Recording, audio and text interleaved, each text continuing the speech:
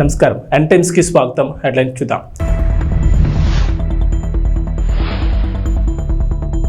తొలుత చంద్రబాబు, మంత్రుల తర్వాత జగన్, శాసనసభలో ప్రమాణ స్వీకారం.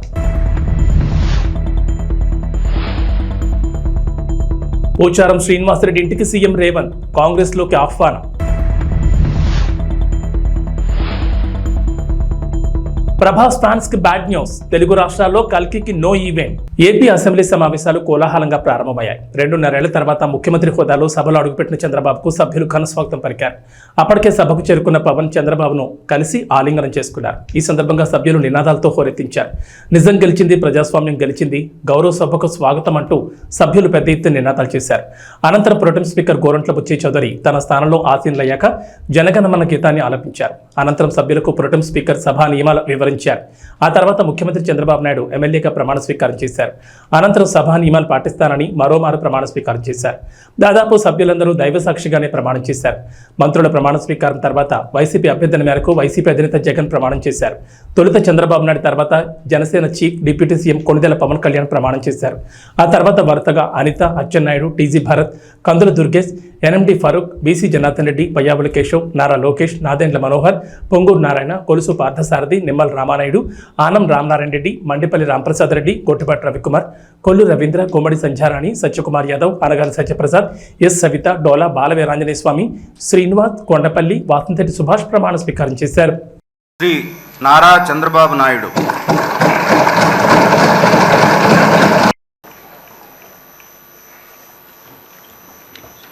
కొణిదెల పవన్ కళ్యాణ్ అనే నేను శాసనసభ సభ్యుడిగా ఎన్నికైనందున శాసనం ద్వారా నిర్మితమైన భారత రాజ్యాంగం పట్ల నిజమైన విశ్వాసం, విధేయత చూపుతానని, భారతదేశ సార్వభౌమాధికారాన్ని, సమగ్రతను కాపాడుతానని, నేను స్వీకరించబోయే కర్తవ్యాన్ని శ్రద్ధాశక్తులతో నిర్వహిస్తానని దైవ సాక్షిగా ప్రమాణం చేస్తాను.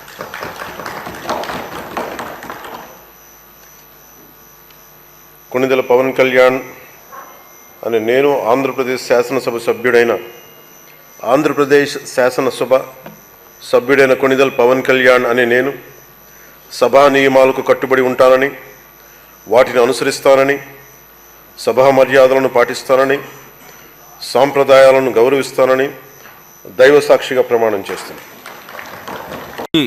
లోకేష్ నారా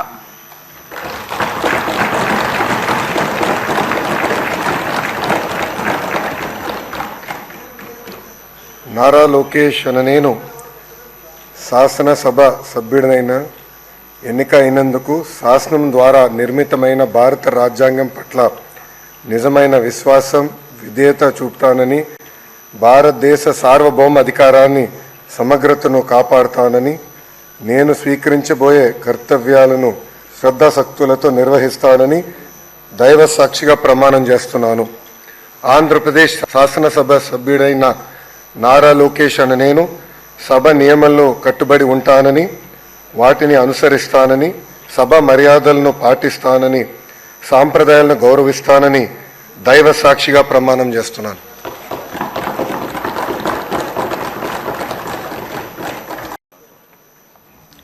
కోనేటి ఆదిమూలనే నేను శాసనసభ సభ్యుడిగా ఎన్నికైనందున శాసనం ద్వారా నిర్మాణమైన భారత రాజ్యాంగం పట్ల నిజమైన విశ్వాసం, విధేయత చూపుతానని, భారతదేశ సార్వభౌమాధికారాన్ని, సమగ్రతను కాపాడుతానని, నేను స్వీకరించబోయే కర్తవ్యాన్ని శ్రద్ధ శక్తులతో నిర్వహిస్తానని దైవ సాక్షిగా ప్రమాణం చేస్తున్నాను. ఆంధ్రప్రదేశ్ శాసనసభ సభ్యుడైన కోనేటి ఆదిమూలని నేను సభా నియమాలకు కట్టుబడి ఉంటానని, వాటిని అనుసరిస్తానని, సభా మర్యాదలను పాటిస్తానని, సాంప్రదాయాలను గౌరవిస్తానని దైవ సాక్షిగా ప్రమాణం చేస్తున్నాను.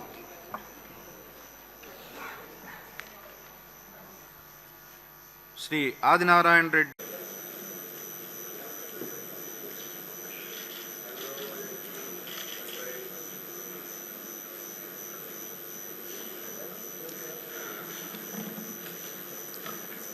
వైఎస్ జగన్మోహన్ అనే నేను, జగన్మోహన్ రెడ్డి అనే నేను శాసనసభ సభ్యునిగా ఎన్నికైనందున శాసనం ద్వారా నిర్మితమైన భారత రాజ్యాంగం పట్ల నిజమైన విశ్వాసం, విధేయత చూపుతానని, భారతదేశ సార్వభౌమాధికారాన్ని, సమగ్రతను కాపాడుతానని, నేను స్వీకరించబోయే కర్తవ్యాన్ని శ్రద్ధాసక్తులతో నిర్వహిస్తానని దైవసాక్షిగా ప్రమాణం చేస్తున్నాను. ఆంధ్రప్రదేశ్ శాసనసభ సభ్యుడైన వైఎస్ జగన్మోహన్ రెడ్డి అనే నేను సభా నియమాలకు కట్టుబడి ఉంటానని, వాటిని అనుసరిస్తానని, సభా మర్యాదలను పాటిస్తానని, సాంప్రదాయాలను గౌరవిస్తానని దైవసాక్షిగా ప్రమాణం చేస్తున్నాను.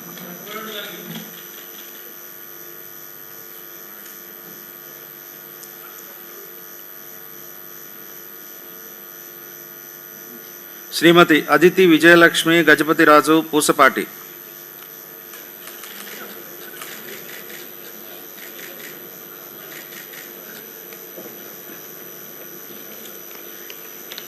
మాజీ మంత్రి కొడాలి నానిపై కేసు నమోదైంది. ఆయనతో పాటుగా సన్నిహితుడు శశిభూషణ్ సహా మరో ముగ్గురుపై కేసు ఫైల్ చేశారు.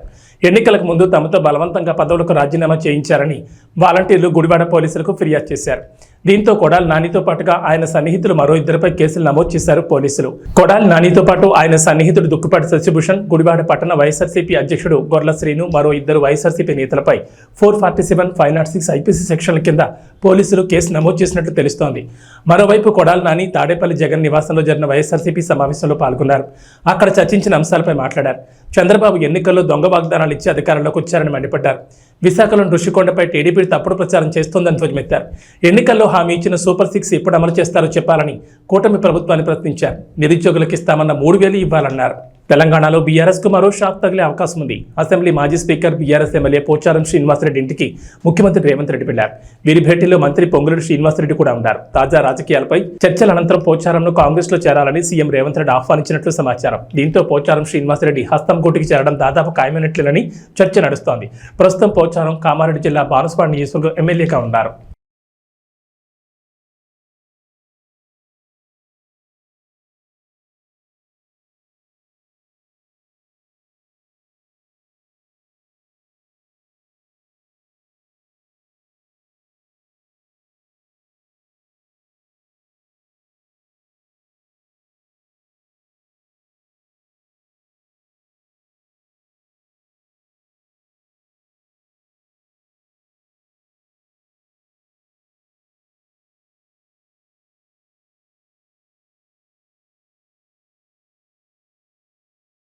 హైదరాబాద్ కలెక్టరేట్లో ఆషాఢ మాసం బోనాల ఉత్సవాలపై తెలంగాణ రాష్ట్ర రవాణా, బీసీ సంక్షేమ శాఖ మంత్రి పొన్నం ప్రభాకర్ జిల్లా స్థాయి అధికారులతో సమీక్ష నిర్వహించారు.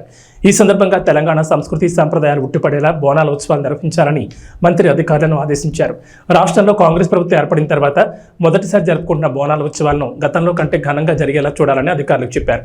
జిల్లా పరిధిలోని 2,400 ఆలయాలకు ఇచ్చే చెక్కుల పంపిణీని త్వరగా పూర్తయ్యేలా చర్యలు చేపట్టాలని అధికారులను ఆదేశించారు. ఇక ఈసారి ఆలయాలకు ఇచ్చే డబ్బులను పెంచాలన్న విజ్ఞప్తిని దేవాదాయ శాఖ మంత్రి కొండా సురేఖ ఆధ్వర్యంలో సీఎం రేవంత్ రెడ్డి దృష్టికి తీసుకెళ్లామని మంత్రి వెల్లడించారు. బోనాల సందర్భంగా ఆలయాలకు వచ్చే భక్తులకు అవసరమైన సౌకర్యాలు కల్పించాలని సూచించారు. కాగా వచ్చే నెల 7వ తేదీ నుంచి బోనాల ఉత్సవాలు ప్రారంభం కానున్నాయి. సింగరేణి కూడా ఏపీలోని విశాఖ స్టీల్ ప్లాంట్ పరిస్థితి వచ్చే అవకాశం ఉందని బీఆర్ఎస్ వర్కింగ్ ప్రెసిడెంట్ కేటీఆర్ సంచలన వ్యాఖ్యలు చేశారు. సింగరేణికి గనులు దక్కకపోవడానికి కారణం బీజేపీ, బీఆర్ఎస్ పార్టీలే కారణమని డిప్యూటీ సీఎం భట్టి విక్రమార్క చేసిన కామెంట్లకు కేటీఆర్ కౌంటర్ ఇచ్చారు. తెలంగాణ భవన్లో మీడియాతో మాట్లాడిన కేటీఆర్ కాంగ్రెస్, బీజేపీ కుమ్మక్కై ఉద్దేశపూర్వకంగానే సింగరేణికి గనులు కేటాయించట్లేదంటూ కేటీఆర్ కీలక ఆరోపణలు చేశారు. అందుకే వేలంపాట్లో పాల్గొన్నారంటూ భట్టి విక్రమార్క చెబుతున్నారంటూ చెప్పుకొచ్చారు. బొగ్గు గనుల కేటాయింపు జరగకపోతే సింగరేణి తీవ్రంగా నష్టపోయే అవకాశం ఉందని కేటీఆర్ పేర్కొన్నారు.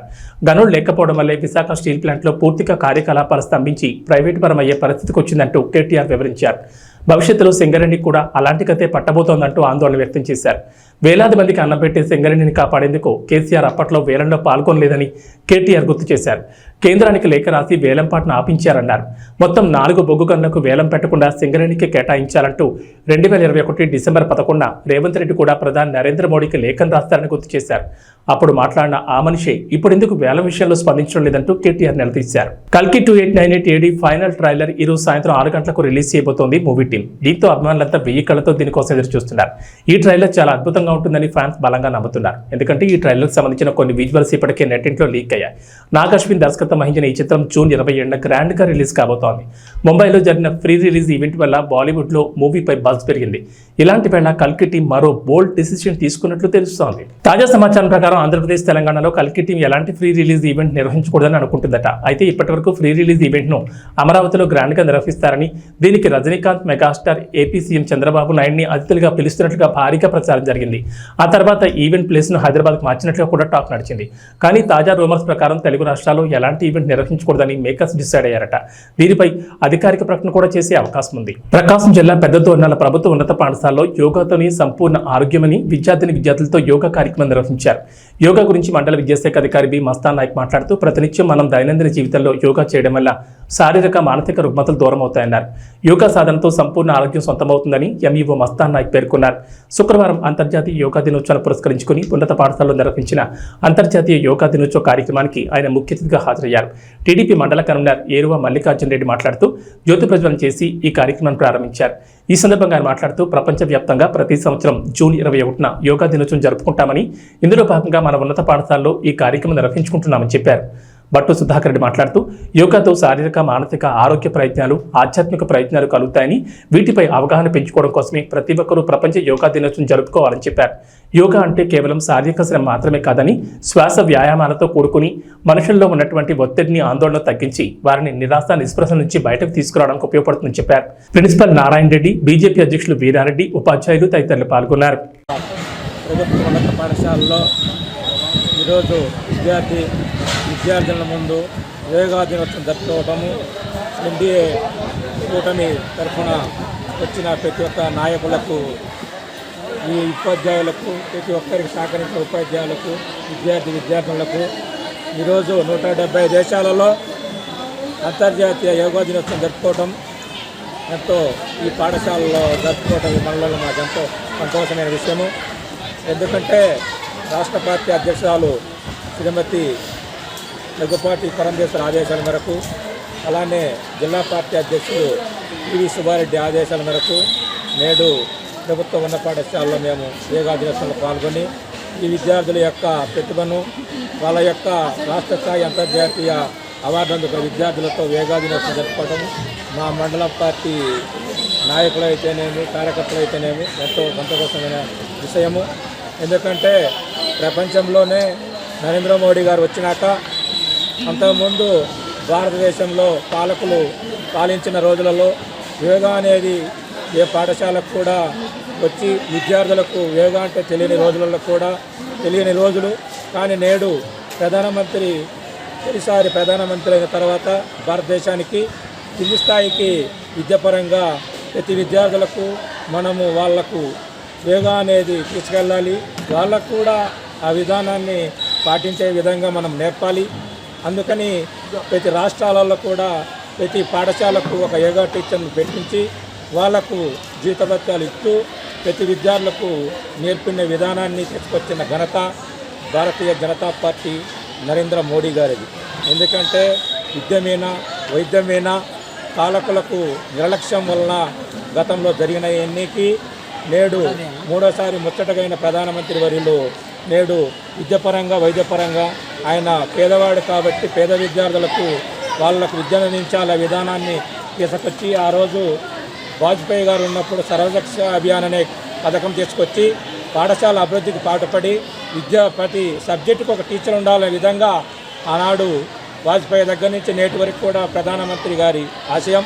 కానీ నేటి పాలకుల నిర్లక్ష్యం వలన ప్రతి పాఠశాలలో టీచర్ కొరత ఉన్నది. ఏ సబ్జెక్టుకు టీచర్ లేడు. గత పాలించిన పాలకులు అయితే విద్యను వదిలిపెట్టి బటన్ నొక్కడం మొదలుపెట్టినారు. కానీ నేడు వాళ్లకు సమాజంలో తీర్పులు కూడా ఆ విధంగానే ప్రజా తీర్పులో ఓటమి చెందారు. ఎందుకంటే పేదవాడికి కావాల్సింది విద్యము, వైద్యం. ఎందుకంటే ఆ రెండే ఎందుకంటే ప్రతి పేదవాడి పిల్లవాడు బడికి వెళ్ళాలి. గవర్నమెంట్ స్కూళ్ళలో కూడా ప్రైవేటు కన్నా గవర్నమెంటే మిన్నా అనే విధంగా ప్రధానమంత్రి తపన పడుతుంటే రాష్ట్రంలో అధికారం వచ్చిన గత ప్రభుత్వము నిర్లక్ష్యం వహించి వాళ్ళందరినీ ఇబ్బందుల పాలు చేసి చేసిన విధంగా విద్యార్థులు ఉపాధ్యాయులు కూడా ఆ ఇబ్బందులకు గురైనారు. ఎందుకంటే నాణ్యతమైన విద్య లేదు, నాణ్యతమైన ఫుడ్ లేదు. వాళ్లకు ప్రభుత్వము కేంద్ర ప్రభుత్వం అందించిన ఏ ఫుడ్లో కూడా వాళ్లకు అంతా డొల్లతనం చేసి తూతూ మంత్రంగా 5 సంవత్సరాలు వాళ్ళకు తీసుకొచ్చిన కేంద్రం పంపించిన నిధులు కూడా వాడుకొని బటన్ డొక్కా సరిపెట్టుకొని వాళ్ళ సొంత స్వలాభాల కోసం ఈ పథకాలను వాడేస్తున్నారు. కాబట్టి ప్రజా తీర్పు నేడు ఆ విధంగానే 175 సీట్లకు 164 సీట్లు ఎన్డీఏ కూటమికి ఈ రాష్ట్రంలో తీర్పిచ్చినారు. ఎన్డీఏ కూటమి అభ్యర్థి ముఖ్యమంత్రి వర్యులు జాతీయ తెలుగుదేశం పార్టీ అధ్యక్షుడు నారా చంద్రబాబు నాయుడు గారికి, అలానే జనసేన పార్టీ అధ్యక్షులు శ్రీ కొణిదెల పవన్ కళ్యాణ్ గారికి, డిప్యూటీ సీఎం గారికి, అలానే రాష్ట్ర పార్టీ అధ్యక్షులు శ్రీమతి దగ్గుపాటి పురంధేశ్వరి గారు, అలానే రాజమండ్రి పార్లమెంటు సభ్యులు, వీళ్ళందరికీ పేరున మా మండలం తరఫున. తిరుమలలో కల్పవృక్ష వాహనంపై రాజమన్నార్ అలంకారంలో శ్రీ ప్రసన్న వెంకటేశ్వర స్వామి రథం ఊరేగింపు జరిగింది. ఈ కార్యక్రమంలో పలువురు పాల్గొన్నారు.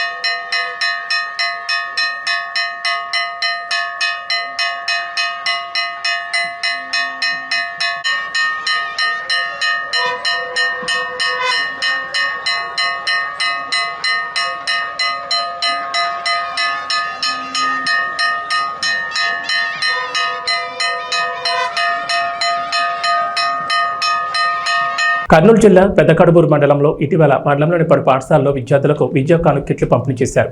ఈ పంపిణీ కార్యక్రమంలో ఏమాత్రం ప్రోటోకాల్ పాటించకుండా మండలంలోని స్థానిక ఎంపీపీని, జడ్పీటీసీని, ఎంపీటీసీలను కానీ సర్పంచులు కానీ కార్యక్రమానికి ఆహ్వానించకుండా మండల స్థాయి అధికారులు ప్రవర్తిస్తున్నారని, అలాగే కార్యక్రమంలో ఏమాత్రం ప్రోటోకాల్ లేని వ్యక్తులతో పంపిణీ చేయిస్తున్నారని పెద్దకడుబూరు మండల అధ్యక్షురాలు బాపురం శ్రీవిద్య మండిపడ్డారు.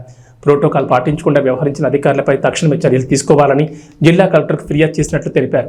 ఇకనైనా ప్రభుత్వ కార్యక్రమాల్లో మండల ప్రజాప్రతినిధులను ఆహ్వానించే విధంగా అధికారులకు ఆదేశాలు ఇవ్వాలని జిల్లా స్థాయి అధికారులను కోరుతున్నామన్నారు. ముఖ్యంగా వివిధ శాఖల అధికారులకు తెలియజేయగా ప్రజల చేత ప్రజాస్వామ్య పద్ధతిలో ఎన్నుకోబడిన ప్రజాప్రతినిధులకు ప్రోటోకాల్ పాటించాలనేది ప్రభుత్వ నిబంధన.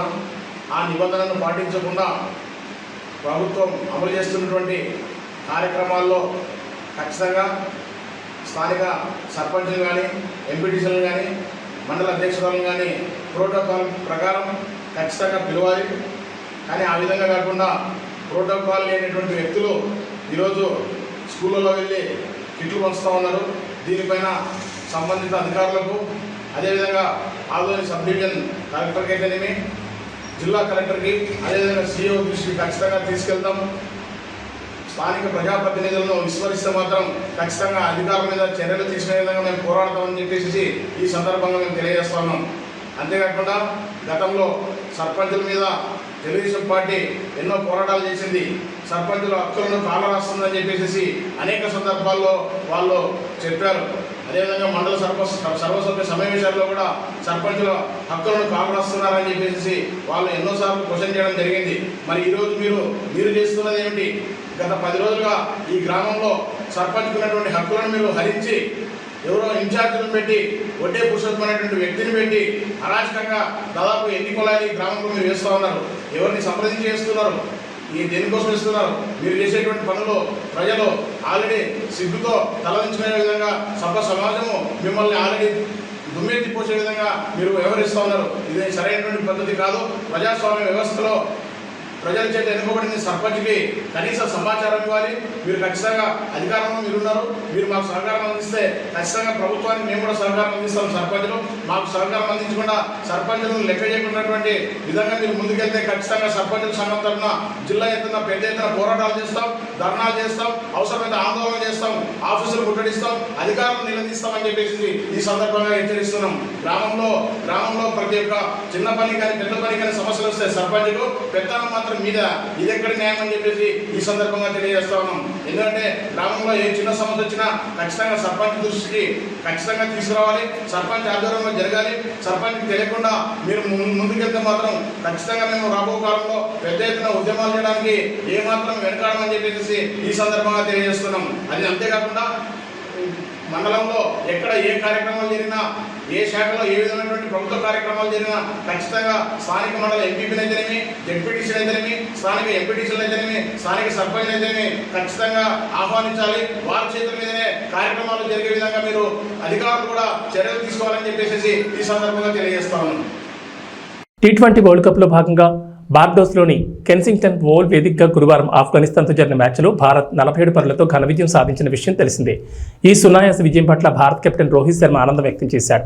జట్టు సభ్యులందరూ అద్భుతంగా రాణించడం వల్లే విజయం సాధ్యమైందన్నారు. అలాగే స్థానిక పరిస్థితులపై విస్తృతమైన అవగాహన ఉండడంతో ప్రణాళికాబద్ధంగా వెళ్లి ఆల్రౌండ్ ప్రదర్శనతో ప్రత్యర్థి జట్టును చిత్తు చేసినట్టు తెలిపాడు.